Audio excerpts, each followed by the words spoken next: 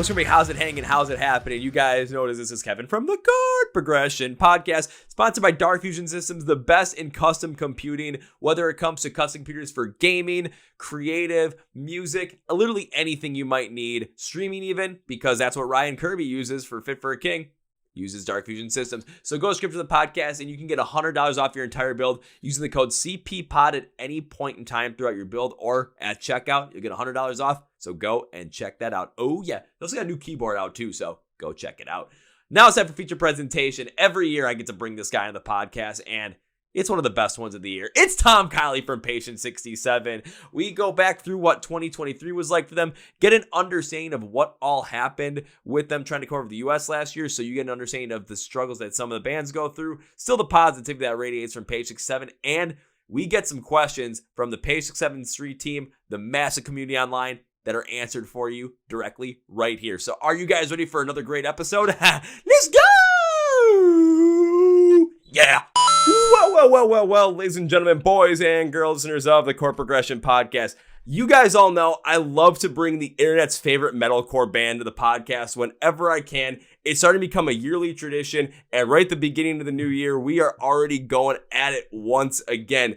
I know you have seen this band online, whether it's through any crazy meme they post, whether it's through a bunch of crazy shorts that are always hysterical to watch, whether it's one of the many bassists for the band talking about them, or anything in between. And this band continues to grow every single day because of their commitment, not only to creating one of the best metal communities online that I've ever seen, but are also starting to get some recognition for their work as well across the industry. And they're just going to keep growing and getting better. We've got more new tours throughout the year, it looks like. We've got new song, new music coming out at the end of the month. So we got a lot to talk about, and it's going to be a lot of fun. So please welcome back Mr. Tom Kiley from Patient 67. So Tom, welcome back, man. Kevin, thank you so much for having me, dude. Thank you for the amazing introduction. It's so good to be here, and I'm loving that you said yearly tradition, because I feel like that's my favorite sort of thing. You know, we've sort of caught up a few times now. Always love coming on the podcast, and yeah, like you said, what a great way to start 2024. It's really exciting. So happy to be here, man. Oh, happy to have you. There's a couple of bands now I've had like the yearly tradition for, like, I got to bring them on every year, try and make it happen, because the conversations are always so much fun. There's always so much to go on there, and you definitely have added in there to it. So one of my favorite things also to do for these yearly ones too is when I start out is, alrighty, we just went through a whole entire year where you guys absolutely continue to grow. A lot has happened. So can you give me like the 2023 rundown that was Patient 67? Because I know there were some ups, there may have been some downs, but overall, compared to I remember when I talked to you last time to this time, the band continues to grow every single year. So for everyone that's out there, it's like, you know, maybe we know Patient 67, maybe we don't. Let's get the rundown from what happened for you guys last year. For sure. So yeah, like for anyone who hasn't heard of us, cool, welcome. We're a band from Perth, Australia. So yeah, if you're noticing my weird accent, that's why, Australian accent. Yeah, 2023 was definitely a crazy year. For us, we obviously put out our album in 2022, Wishful Thinking, and we toured off the back of that. And then 2023 was really just kind of like a bit of a reset for us, putting out some singles, doing another sort of a bit of touring. We did a couple of shows in New Zealand and another Australian run, which was absolutely amazing.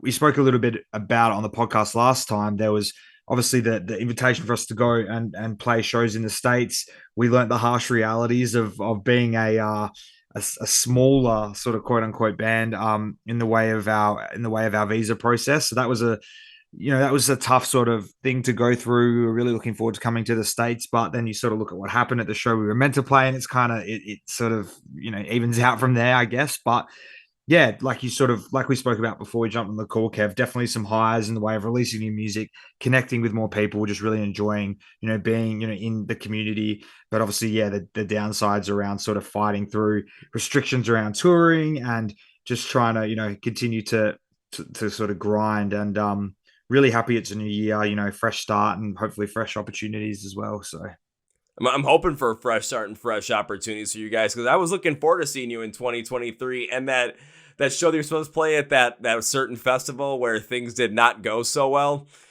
Tom, I was there. I was there for the whole entire. I was there. Yeah, I was there for the whole entire thing. Oh, And funny enough, wow. the only day that actually happened where the whole entire day happened, I believe was the day you guys were actually supposed to play. Correct. So Correct. I was like, of course, the one day that actually goes off without a hitch, or somewhat without a hitch, is the day that Patient was supposed to play. And there was like, I had a list of like 4 or 5 bands, like I have to see them at this show. 4 of the 5 of them were supposed to play on Friday, so I got to see 3 of the 5 of them because, unfortunately, because of visa issues, you guys weren't there. But I'm still hoping at some point, either this year or next year, as the band continues to grow, that those visa issues end up getting resolved so we can see you over here in the States, because I know there's a lot of people that also want to see you come back over, or finally come over here as well. Yeah, absolutely. It was such an interesting, for anyone who doesn't know, we were lucky enough, thanks to, like you sort of alluded to before, Kevin, people like yourself who were helping us push our name out there and get an opportunity to play, the Blue Ridge Festival. And, it was such an amazing, like, invitation to get. And we were really keen, and we were just sort of hoping it would all work out. But at a certain point, getting into America is really hard. It turns out getting to America from another country to work is very difficult. And the requirements for a band to make that trip, we hadn't quite. It's kind of like applying for a job without enough experience, and we did everything in our power, but unfortunately, it just got to a point where we weren't able to tick enough boxes. So it wasn't through lack of trying, it wasn't through lack of desire or want. It was just that red tape that sort of comes up with that sort of thing. But we do hold high hopes that in the future it can be something that happens. We definitely want that. We want the opportunity. We know how many people in the States we've been lucky enough to befriend, and to play shows there would be a dream come true. But in the meantime, it's like, there's no point getting down about it. You just got to work on what you can, and hopefully the rest will sort of take care of itself. Now I'm going to ask you this just because I'm very curious about this, and it's more based on trying to get a more of expanded idea of like what's all going on, because like you said, it's very difficult for bands to go and over and travel and work in the United States. I mean, from countries like Canada might not be as hard just based on the close proximity, but if you're coming from places like Europe, Australia, Japan, it might be a lot harder. So just so we have an idea, especially as fans, just some of the things you guys have to go through, especially from this red tape standpoint. What were some of those things that you guys had to try and get through in order to come over to the US to try and get those visas? It's challenging, because the first part of it is obviously getting the application together and making sure that you have the money. We were going through a lawyer who deals with acquiring visas. They're like I think they're called P1 visas, and they're like given to bands who are coming across to perform, or groups, like any sort of entertainers that are going and making a living, in i.e. getting paid, right? So for us, the biggest holdup was we weren't able to show that we'd had enough experience playing big festivals, big tours, big lineups, because ultimately Blue Ridge would have been our first festival, which is crazy to say, right? But that's the truth. And because we had COVID, there wasn't obviously a lot of touring happening. You factor in the location of our band, which is Perth. And for anyone who doesn't know, you can open a map and look at Australia. Western Australia is so far away. So touring regularly through the year, racking up those shows, racking up those supports, it's very difficult to do, year in, year out, when you're not like a huge band, right? So we just didn't quite have enough experience of festivals. They wanted evidence of high paying like performances and gigs. And truthfully, like in a band in our position, not quite making the sort of, jaw dropping, sort of income. And that's okay. And truthfully, there's probably different ways. And I'm sure that the bands that do make it work successfully have like a lot more contacts within the US that help facilitate that for them.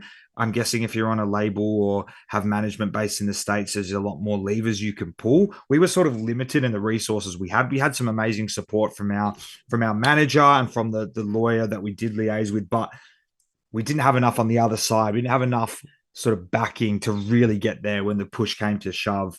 But yeah, essentially to sum it up, it was just around proving that you've got the experience, and also having like letters from industry professionals backing your band. Like it was a lot of paperwork that it just wasn't quite, we didn't quite have enough at this stage. We'd only done a couple of tours, that's the truth.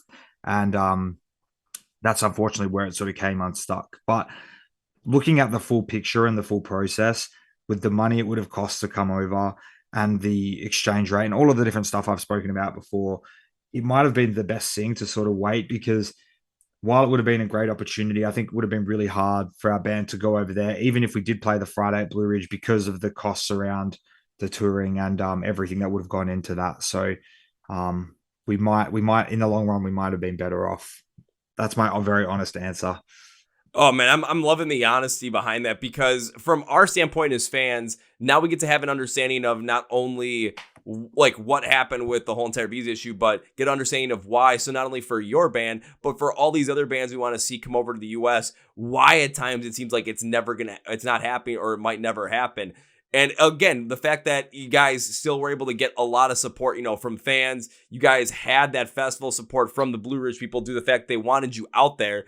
But if you have like a label over here that's based in the US that's going to be sending like basically those letters of recommendation. Sure, exactly. You have like something that has that like stronger monetary backing over here that allows you, that's going to have more of that sway, because now these labels can help make sure that you guys aren't going to go completely broke off of this at a certain standpoint. That's maybe kind of what they were trying to prevent, was just you guys spending so much money on this and hopefully maybe not losing as much as possible. So in the end, it might have been, sort of a blessing in a way, just to make sure you guys weren't completely drained trying to get out to a festival and, on the eastern part of the United States. And as many of us hoped, as you guys made your way back over to the West Coast and fly home, you guys are going to play some shows every here and there, just so that we could actually see you, especially if people aren't going out to the festival, due to the fact that if I got to see you play twice, I was going to be super duper ecstatic about it. But of course, we all know that wasn't in the cards. But it allows you to get another understanding of, now you know what you guys have to do in order to get over to the US or get over to other countries as well, how to get those visas, what are the certain boxes you have to tick. And as fans, we have an understanding of that, and especially with all the Page 6-7 fans, all the bassists and everything, you guys have such a feverish fan base that is so loyal to you guys based on the positivity that you bring them. Now we all have an idea of what has to be done, and we get ideas of how can we help make this happen? How can we help continue to grow the band with you guys so that when it comes time for you guys to try again, we can ensure its success instead of just hoping for the best. It's really well said, Kevin. And I think that's exactly right. Like, the only reason we had the opportunity to begin with was because of the amazing people that support us. I mean, you've seen like people who are willing to put their hand up and say, I really like this band, they should get this opportunity. And, I wish that factored into the visa process. I wish there was like a, I don't know, like a compassionate band visa where it's like, like look at the support. But that was what was so special. That's what made the process special for me, is seeing that support. And when we had to sort of pull the plug on it, we were all heartbroken. Like, it was a rough few weeks. I struggled so much when I sort of saw the writing on the wall, so to speak. And I was like, my God, I'm going to let so many people down. I'm going to let the band down. Like, I'm letting Blue Ridge down at the time. And it was very like, it was just a sad moment for me and the guys. And we were just like, look, and the lawyer, our advisors, sounds official. The lawyer we've been put in touch with said, you can still apply, but you're not going to get accepted, and it's still costly to apply for the visa. The application process is not free; it includes like legal fees. So that she was like, I highly recommend you don't do this yet because of X, Y, and Z. So we got legal guidance on it. It wasn't just like we were sort of, how do you say, like winging it, so to speak. But it's just with stuff like this, it's probably the hardest visa to get for a band like us. I think if we were to approach a place like Europe or even Canada, apparently Canada's still tricky too. I'm having friends in other bands who've had issues going to those visas, that visa process. But yeah, truthfully, that's everything. And I wanted to be honest with people about it. No bullshit around it. Like, this is the truth, right? And it's the same coming here. Like, we've had bands pull out, even though getting a visa here is significantly easier than going the other way. Several bands have had to cancel tours because of visa issues and limited accessibility to visas. So yeah, I think post-COVID, it's just a different world in that space, and we're all adjusting to it. So I think Architects had to cancel a US run. Yeah. I don't know if it was last year or 2022. I think it was 2022. It was 2022. Northlane had to cancel their US run because they couldn't get an appointment with the officers. And I think it was Nothing Nowhere.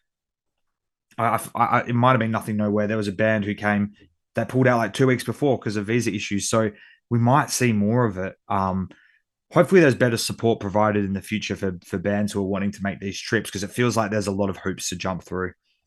I hope that over time, those hoops that people have to jump through, the red tape, of course, it's always going to be there, especially with a big government bureaucracy that gets put in Yeah. there. But I hope that some of it gets, cut down over time, because it's going to be harder and harder for newer bands and bands that are really starting to grow and find their footing and start to gain a foothold in the industry to get over to these other places. And then when it comes to touring, when it comes to making money off that, if you can make money off that, it's going to be less and less likely to happen. So we're just going to see the same bands over and the acts. And that's only not only for rock and metal, but for any genre of music that's out there. We're going to see the same bands over and over again touring, and we're not going to see anything new coming through. So when it comes to trying to find any sort of new, music and experience it live, it's going to become harder and harder to do that if we can't break through that red tape. And you guys being honest about the whole entire process, I still remember when the post went out. Of course, as fans, especially us here in the US that were planning on seeing you guys, were we disappointed? Absolutely. But we were not disappointed in you guys. We were not disappointed in Page 6-7. We were disappointed in the situation and the process, because I still remember seeing that post and seeing all the support in the comments that came through. If there was some sort of piece of that application process that they could see the band social media pages around not only what you guys have done for yourselves, but also the street team pages with all the bassists in there, man, I'm pretty sure they would have just been like, this has to happen, because of the amount of support that's there anytime you guys make a post, whether it's positive, whether it's maybe like, hey, we got an update for you. It might not be the best update, but people flood in there with positivity because of what you guys bring. And that's a major reason why a lot of people, I believe, whenever something comes up, why they continue to talk about the band, because when they think Patient 67, there's this emotional connection to positivity that happens. I think it's really well said, mate. And that surprised me a lot, that when we put the post up, people were so understanding. I think I don't want to say I expected the worst, but like I said, I felt very disappointed, like knowing that there was nothing that I could do about it. But it's still like, man, like I wanted to be there with you guys. I wanted to be like out, like hanging out with everyone, and we all wanted to play that show. And I considered going. This is where it would have been really funny, because I had my flights booked already. I think I was the only one who'd bought them at that point. I got them on a sale, and I was like, I'm going to buy them here and now, and I didn't have refunds on it, so I ended up going over to the States with my wife, and we sort of ummed and ahed on Blue Ridge, and we were like, we should go. And then I was like, I could go, but I know that this is before everything happened there, obviously. But I was like, I would feel like I wouldn't be able to feel right. Like I want to be there and play. I want to be there and be on the stage with the boys, and playing the show. And I was like, also, it's very out of the way. Even once I got to LA, I was like, holy shit, this place is like another plane right away and drives. I was like, bro, like it's a bit out of the way, but it did cross my mind. But when we get to the States as a band, I want to play the shows and see everyone and have the chance to like hug and just be like really thankful to everyone who's helped us get to that point. And a new opportunities open, Kevin. I think you've just got to be positive, and that's one thing that process has taught me. You have to keep the positive mindset with stuff like that, because there's just setbacks that happen, and it's just part of the journey, It is just part of the journey. It would have been cool to see you just show up there, not gonna lie, because if I would have seen you there in front of everyone and other people too, we would have had that holy shit moment. Here is Tom. Like, even though they're not being able to play, like we still get to see Tom here. We still get to hang out with them. But of course, everything that happened with the festival, it was probably for the best that you didn't make that trip out there, because I drove from here where I live. I drove out there. It took me 13 and a half hours to drive out there, and taking a look back at it, there was that Friday, it still was a fun day. I got to see a good number of bands, but that Thursday, when everything went to shit, it prevented me from seeing my favorite band of all time. So I've always got a little gripe there. And then everything happened after that. Oh dear God. But now you went through it. Oh yeah, definitely went through it. So of course, we now know the visa issues when it comes to touring from Australia, trying to get over to the US. It does seem like at times it is easier to go over to Europe, maybe because more of an established identity in terms of the music scene as Australia sees it, as the government sees it. So if you guys are going to try and tour internationally again, are you guys going to potentially try and start with Europe then? I think it's more realistic, if I'm being honest about it, because I just think I think there's just less, like I said, sort of red tape around the visa process. So I think that would be the go. But again, it would be making sure we're in the best position to do it. Our dollar is so weak. That's something that I have spoken about, but like everything is more expensive over there as it is for you guys, right? Imagine, what it's like with a weak Australian dollar. So we didn't want to put ourselves in like crippling financial like loss over it. It's just not worth it, because if we can't put music out when we get back, then what's the point? You know what I'm saying? So yeah, I've far from giving up on it. I've just got to believe that another opportunity will come in the future. And in the meantime, like, I feel like the beautiful thing about the internet is that we can still share, with everyone, and share our journey with everyone, virtually as we go through. Well, the fact that you guys continue to do that, whether it's through all these different videos that you guys make and put out there, anytime I've seen, you in a corporate setting as the metalhead, and I just look at that, I'm like, that is actually me when it comes to this stuff. I get on calls and whatnot, and it's just everyone's wearing, just the button ups and have their hair nice. I will literally go on there and I'll wear my "We Came as Romans" shirts, and it's just like, well, this is this is me. And Amazing. you can see the fact of the back. There's a lot of music stuff back here. So when I get on camera, it's like, yeah, Kevin's definitely not the normal, but it kind of stems from that, where I always smile at stuff like that. I'm able to connect that there's other videos guys always put out there that people are able to connect with, get that positivity from, and have a blast with it. And it's that continued ability to connect with fans like that through not only new music that you guys put out, whether it's from Mare's Nest back in October, whether it's your cover Little Drummer Boy before Christmas, just all this stuff, especially just looking at the past year, all that kind of stuff, just putting that together, seeing how people can listen to it, connect with it, and just really expand on it, allows everybody to really get behind the band continually more and more, and allows more people to get behind the band. I still remember a post, I can't remember if it was on Reddit or anything, it might have been on Reddit, and it was like best in the metalcore subreddit, like best like fan groups to be a part of. And someone like posted that, of course, Patient 67. And I'll never forget, it was, so is this like an actual thing? Because I've seen the band post online a bunch of stuff. And it was like, I see the response, there's like 3 of them. And it was bassist number something. Yes. And it was just constantly going about how everything that people were saying about the band in the positive sense was absolutely true. And I'm just looking there thinking, you guys are having a major impact on so many people for such a positive, where, I mean, it's only a matter of time where that positivity turns into the absolute greatest thing and people just absolutely get behind it, especially in a world where we're constantly inundated with crisis and negative emotions. You guys are the bright spot in probably many people's days every time you post something. Well, I appreciate that a lot. Thank you, Kevin. I think the biggest thing is just wanting to have that, like I said, like not really being not being scared to sort of be vulnerable, and with that comes like the good and the bad. Like, I don't mind if we post like the odd thing that's seen as a bit cringy, or like post things that people might, I love making people smile as well. We all do. We're all pretty goofy guys, like around each other most of the time. We want that personality to sort of shine through and stuff that we share with people. And obviously, like you said, like it might be updates around like mental health and stuff like that as well. So I think the whole basis thing and the whole community is just giving people a place where they can, just be themselves. It's not anything like, there's nothing. I mean, the basis thing is gimmicky because it's like, it's unique and it's like such a played out joke that we just love. And it keeps growing more and more.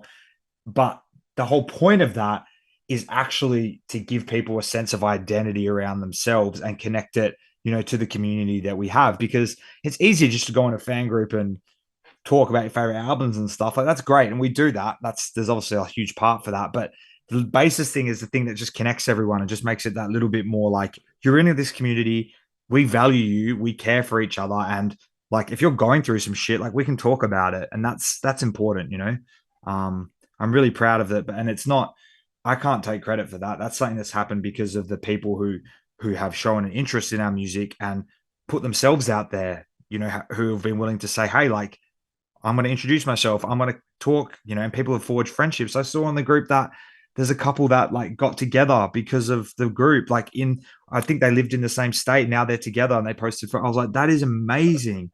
Like, that's the sort of thing that like I have a lot of, like, I'm just so proud because that's because of the people who give our band the time. We're not selling that. We're not telling people to do that. That's just the sort of people that do exist. And I think the content we post lends itself to people being like, oh, that's funny. Like, or people who don't take themselves too seriously, but also are happy to be, open and vulnerable about how they're feeling and what they're going through. I mean, it is absolutely incredible to hear stuff like that, especially the fact that a couple was able to get together based on the fact that they enjoy the band, love the band, and were connecting through just those pages. It still blows my mind. But the main piece about it is especially definitely have some pride in it. Definitely, have some fact of, we created this because without your guys' music, but also without your commitment to just making sure people are concentrating on their mental health, always having those conversations open, always having that alluded to in your music as well, trying to bring that to light, trying to get people on more of that positive train of thought because, yeah, life at times does suck. There's a lot of things that are working against us, especially if you've been alive over the past 4 to 5 years, you have seen that completely. But it's always having that place where, especially as us fans, we can go to you guys, we can go to your pages, and we can have moments where we can, not take ourselves too seriously. We can have fun with the music we love. We can have fun around it. We can actually enjoy it. We don't have to take life so seriously, but we can also have this place where we feel comfortable, not only opening up to other people about what's going on, but knowing we're going to have some sort of support behind that as well. That's something that people don't really ever have. And the fact that you guys have created something like that and your commitment to consistently supporting that, not only through the content you make, but the responding to comments that you guys do. That is truly something that is absolutely special. And from the first time I had you on the podcast, even till now and continued on, it always continues to grow every time I look at it. Like the street team group has 21,000 people in it. 21,000.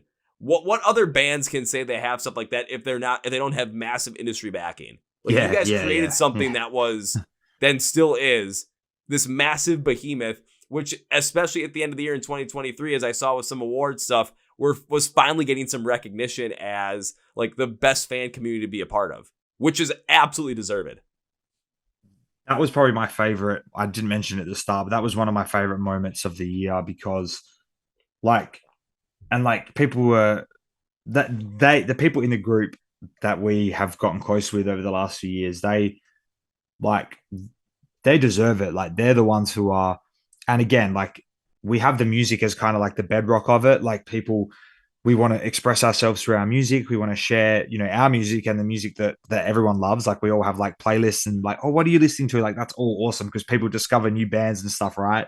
But it's the day to day. Like if someone's going through something, they put a post up and people can, help them through it. Or they share something great. It's not just like a therapy group. It's not like that. But it's also like the great things that happen. Hey, like I killed my exam today, or I got a new job, or look at what like my child has started their like. There's just all sorts of things in there, right? Good, bad. It's just like I said, it's bit of everything, and it just feels like a community where people can just be who they want to be. And social media, Facebook, any of those websites, they can have their good things. They can also have their bad things. So it's nice to have a place where people can just, like I said, be themselves. And I think that's what makes it cool. And when that award came up for Best Metalhead Community, I was like, oh man, I need the street team to win this because like you said, aside from like maybe like the biggest bands, I feel like it is a very like active and lively community, which is really something that like I'm really proud of. Yeah, sorry to ramble on that, but it does mean a lot to me, and it means a lot to me that people like spend their time there. Yeah. Yeah, I think it means a lot to the fans as well. And we wouldn't be there if it wasn't a place where we could go and have those positive interactions almost all the time.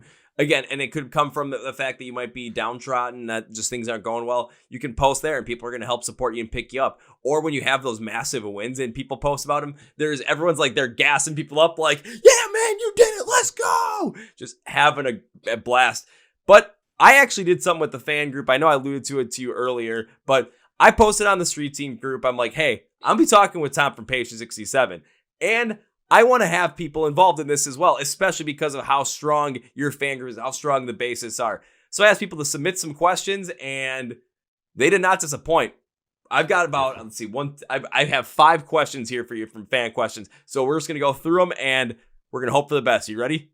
I'm ready. It sounds great. Alrighty, and I'm going to shout out these people as well because you guys asked the questions. I want to make sure you get the recognition for them. If I do mention your name and I mispronounce it, please feel free to roast me in the comments of this episode, or if this is on the street team page, please feel free to roast me in the comments there. First one is from, I believe, Livy Kickery said, who would be a bucket list artist for you to collaborate with? And now I got to expand on that and why.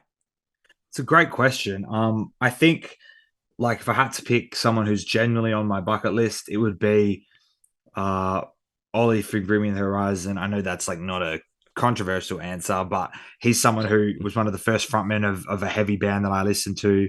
And he's obviously what their band does is constantly innovative. So not just from like like it would be cool because I like his band. It's just they're always doing different things. So just from like a musician standpoint, to be in the same room or like, to bounce back and forth with ideas, it would just be so cool to get a bit of an insight into that writing process. So that's definitely one of my top answers. I'd also love to say I'm a huge fan of NF, who's one of my favorite hip hop artists. I speak about him a lot as well, but just in terms of his style is so raw, it's so from the heart. So I know metal and sort of hip hop do have that sort of unique crossover. But in my head, that sounds like that would be a bucket list artist as well for sure. NF and Ollie Sykes. I mean, if you've seen what's going on, literally right when, like the day was where we're recording this episode, of course, when it comes out, Bring Me the Horizon is currently on tour throughout Europe with Bad Omens, or they're bringing Bad Omens out with them, and they're having Noah come out and do it. I think it's Antivis at least like once a night or something. So you're seeing some more of that, like just what happens when all this crazy stuff goes on, how great some of these collaborations can be. We're constantly seeing Bring Me the Horizon do more collaborations as well with that experimental style. So you're absolutely right. If you got to collaborate with Ollie on something, who knows exactly what would come out of it due to the innovation that would happen. Having NF as a collaborator, though, that would be something because we have seen successful times with hip hop and metal crossing over. I've seen a little bit more of it even now as well. I'd like to see what you guys would put together for something like that, if it's possible. Not if it's possible, when it's going to happen. I just have to say as a quick sidebar, I don't think I've ever told this story, but I might as well because you segued into the Bad Omens piece of it. Back when I was 20, back in like 2016 or 17, I want to say, like when I was really at the crossroads with my music, like I really did not know, like I'd sort of started Patient and I wasn't really sure if I wanted to keep doing it anymore. I just felt like maybe I'd burnt out, like I'd had enough and just, I was not really getting traction in the local scene or anything, all the usual stuff that bands go through.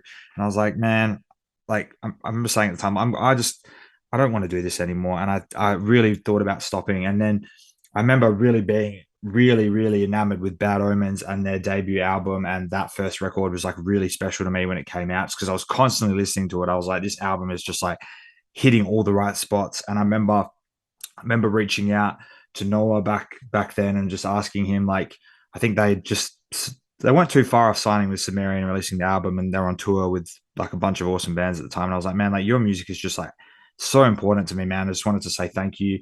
And he ended up like responding, and we were just chatting for like a while about like, my struggles. I was like struggling a bit with like my drinking at the time and like my feelings around doing music. And he was speaking about what he was going through with his band and his feelings. And like when he took that time to talk to me about that, it sort of just, I don't know if I'd still be doing Patient without that conversation, because I think it gave me like for one, it showed me how powerful it could be when like someone takes a little bit of time out of their day to like talk with someone and show them, and this guy's like a really successful band killing it. And he still found like, time to like chat with like me, a stranger, about, his experience, what he was going through, but also a musician to another like very struggling at the time musician, lending an olive branch and giving me some like advice and support. And I genuinely believe, like, if it wasn't for that conversation, that I just needed something. I just needed a spark. And then from there, it was like, cool.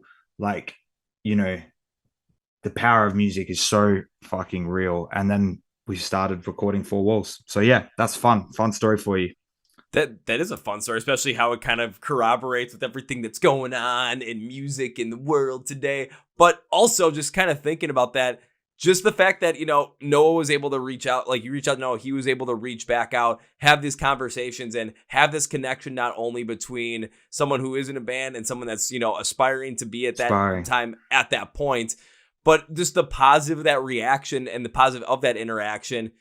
It kind of is an inspiration to Point because of what you guys are doing currently, of course, with your fans, having that exact same concept That's exactly all over right. the place. Like I now see the inception point of where this all started, and it's how it started where you guys were on the other end.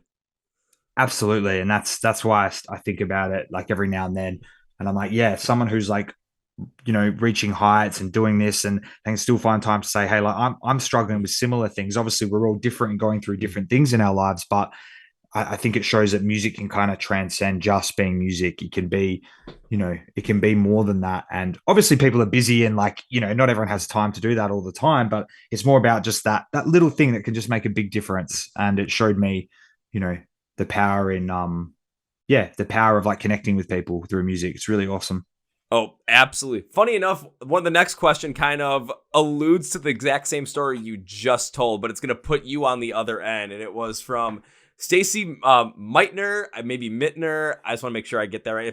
If I butcher that, I'm sorry, Stacy. You can roast me in the comments. But what advice would you give a newbie starting out in music that you had to learn the hard way? For sure. It's a great question. Shout out to Stacey, one of our awesome bassists in the group. If I could give a shout out, if I could give advice to say to someone starting a band, is that what it was? Sorry, to to a someone. newbie, it said to a newbie starting out in music that you had Oh, to learn the hard way. yeah, cool. I think probably the thing I would say is like, and most musicians might like think that they have this trait, but then they don't. They're not as much as they think that they do. I think it's patience. Like, it's you might not get to where you want to go instantly. I think, especially in 2020, 2024 now, we're obsessed with like, viral, blow up overnight. But the truth of it is, it's like anything, right? Like, just like you've grown your amazing podcast, Kevin, just like our band has like grinded away over the years. Just like someone, might go to the gym and they're not going to see results in, it's going to take time, right? So I think it's no different to music. Like, if you have something you're passionate about in your heart and something you want to pursue, it's okay to take your time with it. Like, figure things out at your own pace. There's going to be ups, there's going to be downs.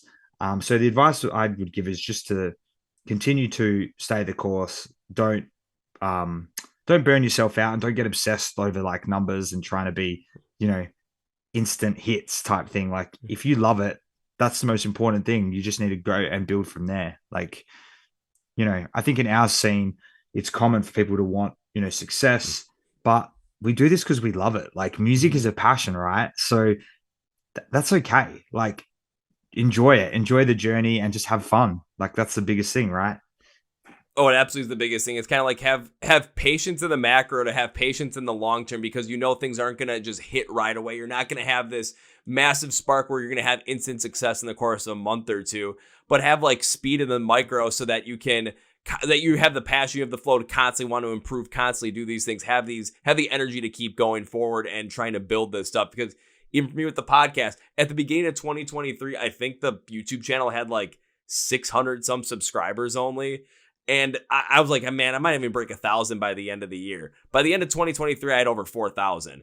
Even Wow. my buddy BG from local band Smokeout, because I posted about something, he's like, dude, I had like, it took me a long time to blow up from BG standpoint. It took him 7 years to just get to like, I think it was like 20,000 subscribers overall on YouTube.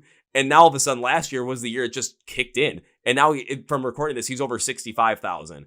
So it's just, you're seeing it happen. It takes time to happen though. So I think what you said, have patience with it, from a guy in a band called Patient 67, it just makes so much sense. It's well said.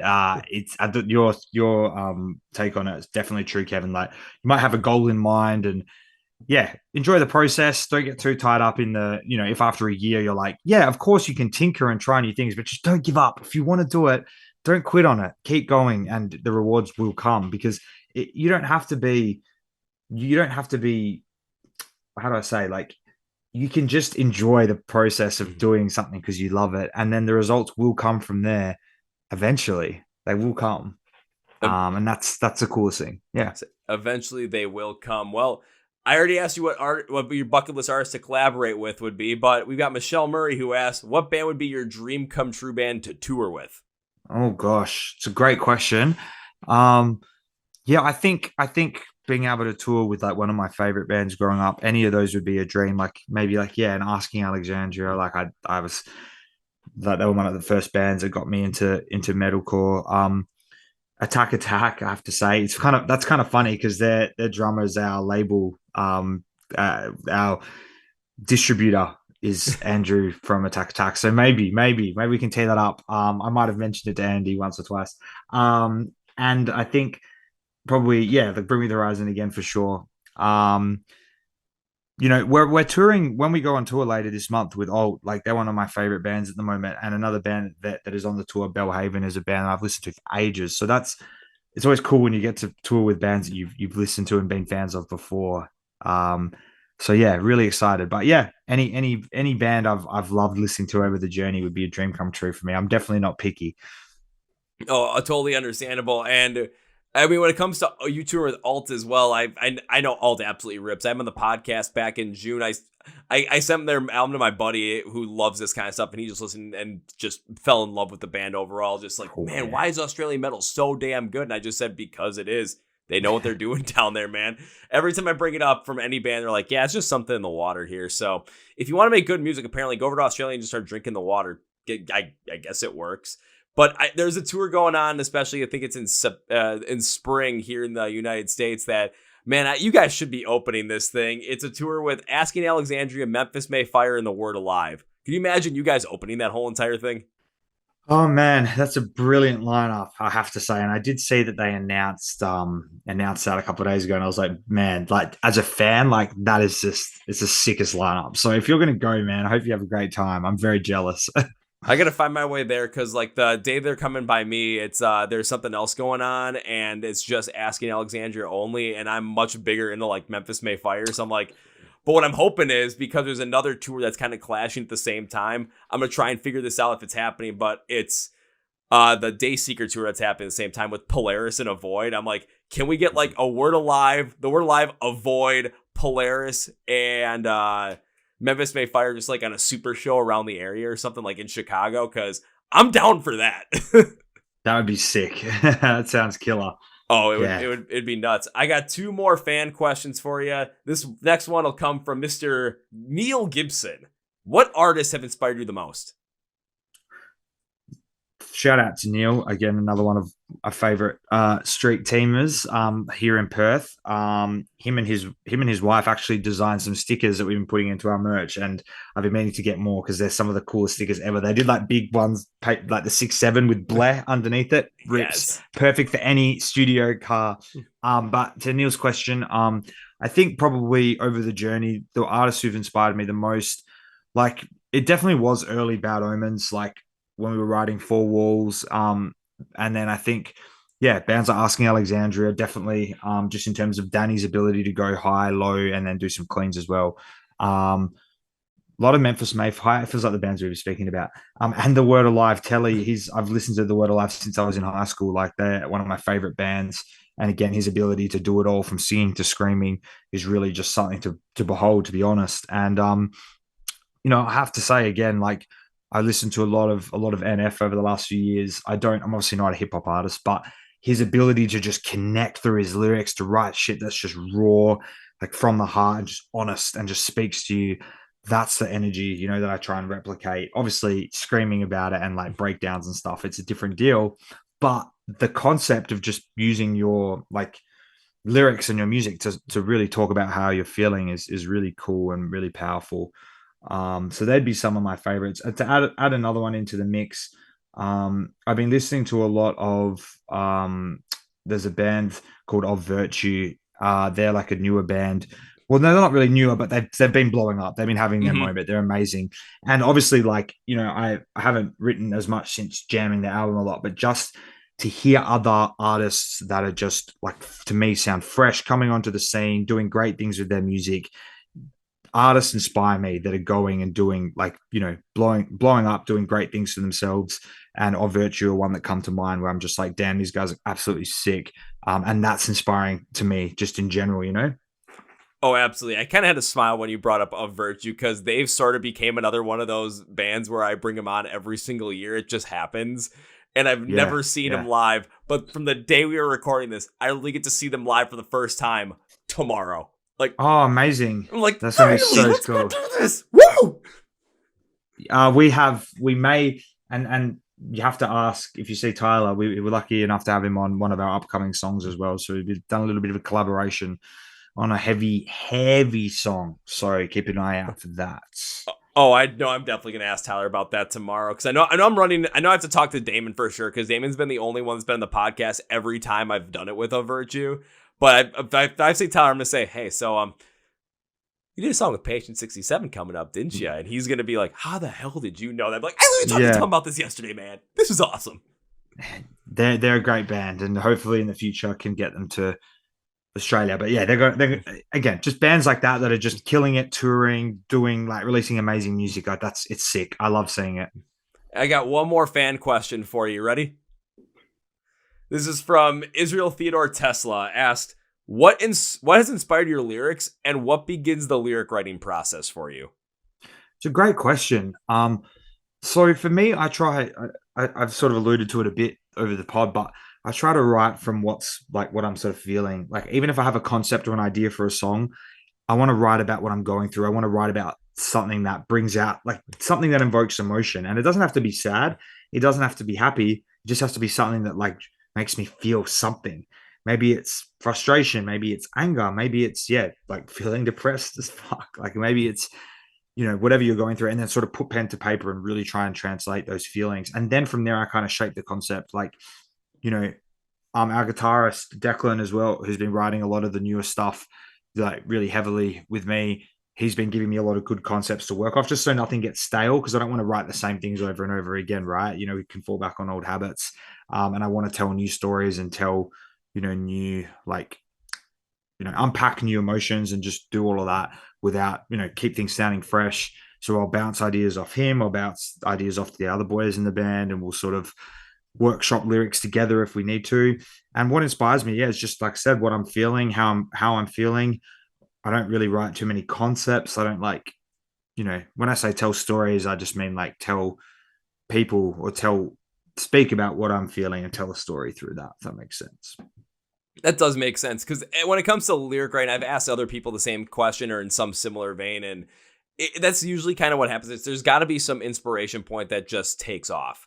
And if you're not taking off at some certain inspiration point, then it's like, okay, you might be writing about just anything willy-nilly, who knows what's going to happen. But when all of a sudden you have this moment that just hits you emotionally and you just feel it, then you just go off on it and you write it. And that's where some of the best music comes out, especially some of the best songs I've ever heard in my entire life. That's where, especially lyrically, those inspirations come from. Just those random moments of that emotion washing over you once again, and you're in that perfect headspace where everything just makes sense. And then the 100%. Poetry in those lyrics comes out just overall immaculate. I agree. You're right. It's like you're like painting a picture, like trying to fill in things and just try and tell, like I said, tell a story around it and bring the listener into that so they can connect with it too. That's, I think, the most important part. Because then if someone else can, my thing has always been, if I can make you feel something through the lyrics, or, have you, connect with them in some way, like that's the ultimate kind of compliment. So, absolutely. Which kind of alludes to the fact that you guys got a new song coming out at the end of January, don't you? We do. So hopefully by the time this is out, it would have been announced. No Place. It's featuring Aaron Gillespie from Under Oath. So really happy about that. What? Yeah. Sorry, so it hasn't come out. We haven't announced it yet, but by the time this is out, it would have been announced. It's fine. I can say it. So yeah, he's jumped on that with us, which is really exciting. Really proud of this song. It's I think it does everything that we've sort of wanted to do with this band. I think I think we sort of hit the different spots we've wanted to. Like, one of my favorite choruses. I think the breakdowns are like, it's riffy, almost two-steppy type breakdowns. It's angry, it's angsty, and it's very melodic in, like I said, the chorus that I'm really happy with. So hope people like it. First single of the year, and it's going to lead into a new EP that we have coming out. So yeah, it's big start to the year. That is a big start to the year. Just the fact that we're thinking about, just from the song, we're thinking about the fact that it's going to feature Aaron from Under Oath, which is just huge also, because every time I see Aaron have a feature on a song, it's all right. This is already have some innate like feeling of quality to it, because every time you see Aaron feature on a song, it has this piece of just, this is good stuff that's behind it. I know I just said that twice, but I had to say it again. Secondly, now the fact that you're talking about the song, I'm thinking, 2 Step Style Breakdown. My buddy Shane's going to go absolutely goo goo gaga over the fact, because every time I see him in the pit, of course we smacking each other like crazy, but any chance that dude gets a 2-step, he's going to do it. But then also thinking, hard hitting, fast paced within a melodic chorus, you get that contrast to work with in there. And if it works out beautifully, people are going to connect with it overall. But a new EP at sometime in 2024? Okay. Well, I'm trying to keep my emotions down in it right now, but I am fucking excited about this, man.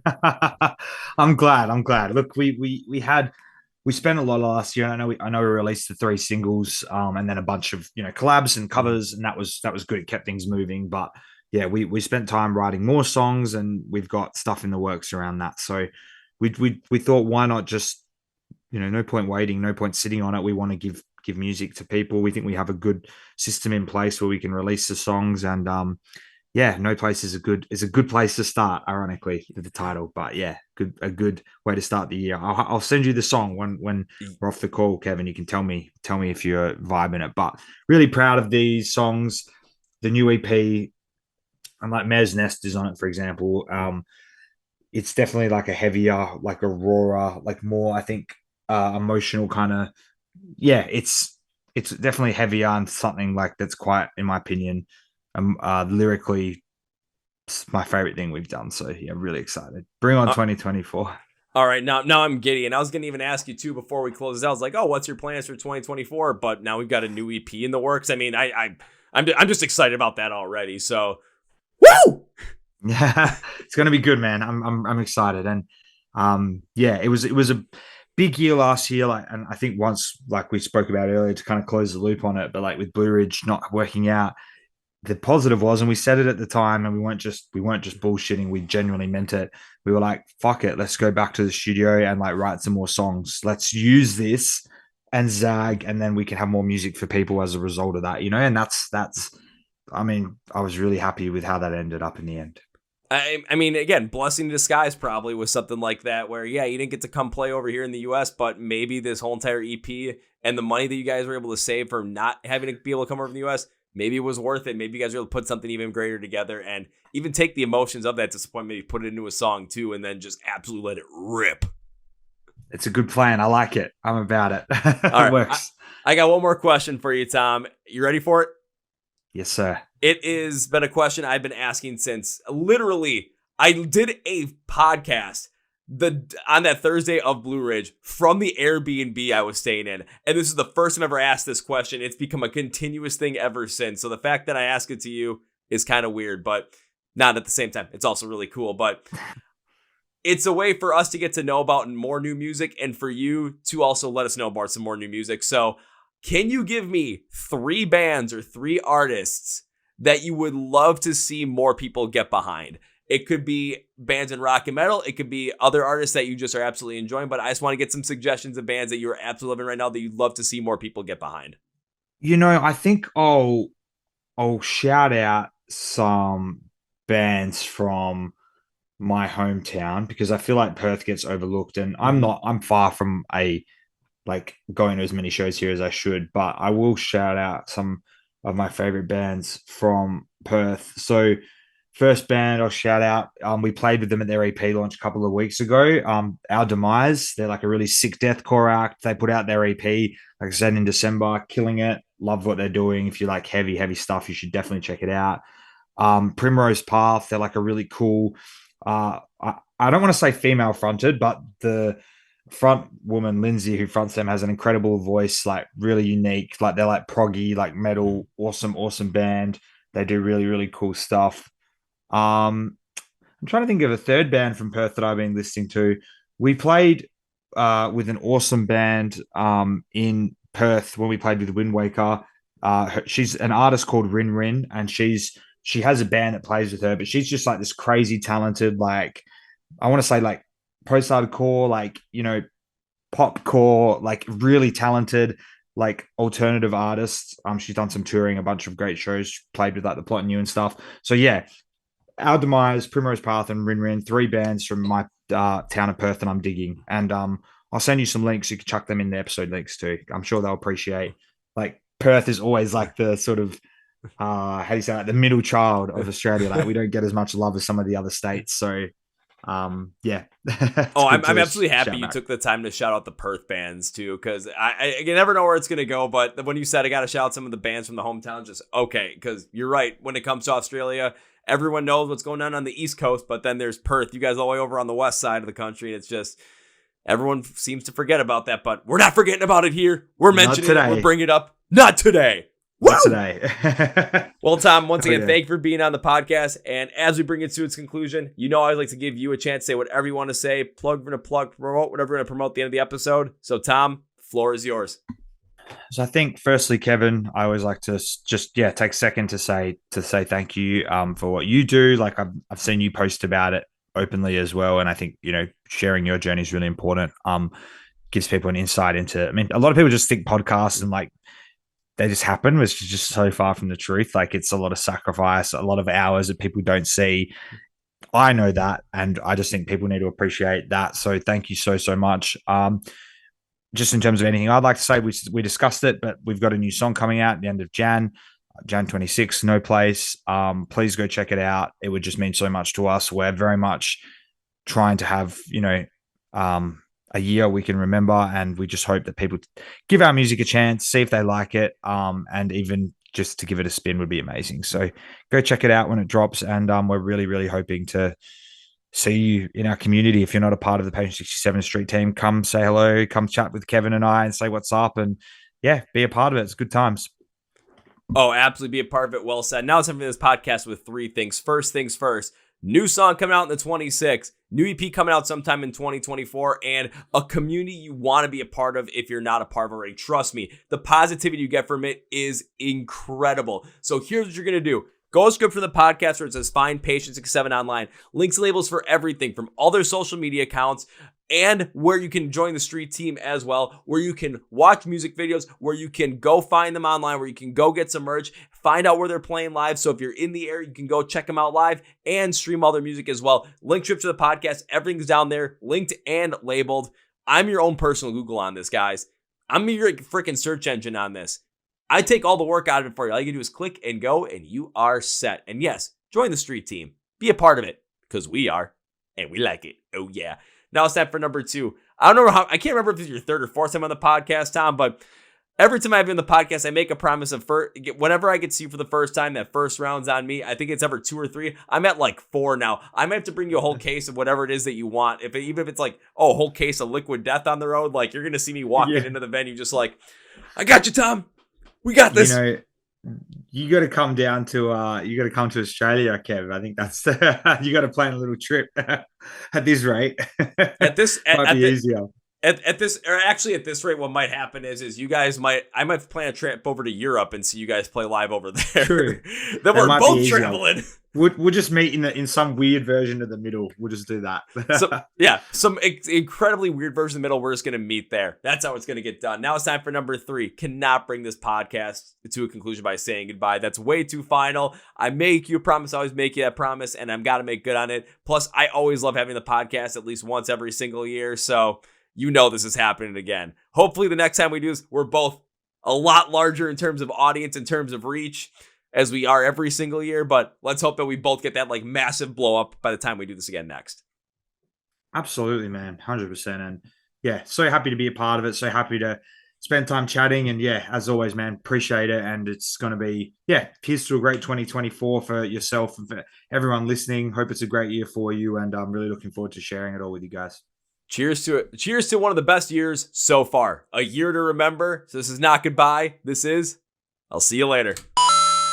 Well, folks, that's my review with Tom for the band Page 67. Now it's time for Kevin's final thought. This band and this guy are one of the best bands and one of the best guys I've ever met in music in my entire life. It's because of the positivity they continue to bring and the focus on that all the time. Hearing Tom's story about connecting with Noah Sebastian from Bad Omens, back when Bad Omens released their self-titled record back in like 2016. Now, this is before Bad Omens is on tour supporting Bring Me the Horizon arenas, and Bad Omens is probably going to be playing arenas later this year.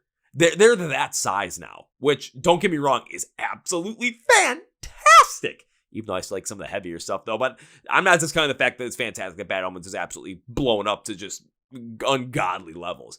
But the positivity of that interaction that Tom had with Noah, where a band member of someone that, you love their music, you connected so well, you reach out to them and they can connect with you like that and spread that kind of positivity and share with you and be vulnerable. Look at what Page 67 has done with that. It's an inspiration point to what they've been able to do with the street team, with the bases, and create this community where you can come in and you can, if you're struggling, you can talk about it and there's people there to support you. If you're doing well and you have a massive win, post it there because people are going to gas you up. It's a place where positivity reigns in music and in a world where negativity seems to be what's on the menu every single time. But not when it comes to Page 67. They're constantly putting out positivity. They're constantly making it so that this is a place where you can come and you can feel warm, welcome every step of the way.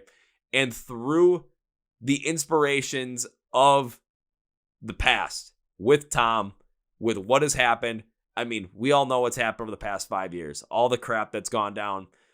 But going to Page 67, listening to music, being a part of the street team, and being a part of that community, you get positivity coming through every single step of the way. And why would you want anything different like that? Nah, you wouldn't. Be a part of it. Go straight to the podcast where it says find Page 67 online. Links, labels for everything for their social media accounts, YouTube, where you can find them online, get some merch, where you can stream all their music, including the brand new song No Place on January 26th and that new EP when it's ready to drop. Also, the street team link is down there too. So become part of the street team. Become one of the bassists. It's a great idea. Trust me on that. Also, go straight to the podcast below where it says, find us online because we're online too. Facebook, Twitter, and Instagram. Hit subscribe right down here if you're on YouTube. Brand new episodes every single Tuesday and Thursday and reaction news every single Friday, as well as the fact that you can stream these episodes too on like Spotify and Apple Podcasts. The full episodes every single Tuesday and Thursday. Thank you once again, Tom. You are the man. I think I might have to come over to Australia to see you guys play. Or we'll meet in the middle in Europe somewhere. Then we get to both go on vacation. Yeah. On that note, that's for you guys. Thank you for watching, listening to the Chord Progression Podcast. My name is Kevin, and you guys know how I end every single one of the big, healthy, and hearty. See ya!